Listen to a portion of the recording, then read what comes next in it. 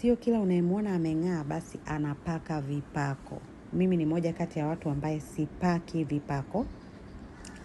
Na kunywa supplements za collagen.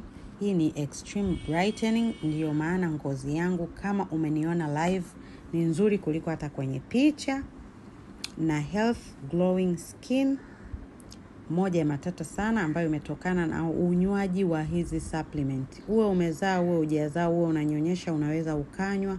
Hazina madhara yoyote, na hii ni anti-aging kwa sababu umri wangu umeenda.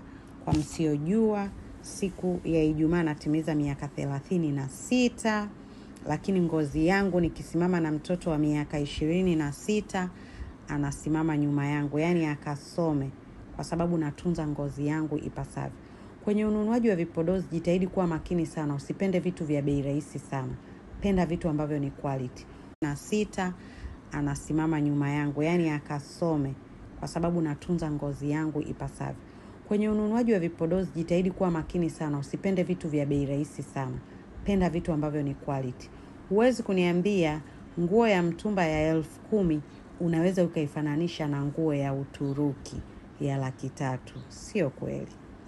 Ya Uturuki itakaa siku nyingi, utavaa na kufua mpaka siku unagawa, lakini quality yake ni ile ile.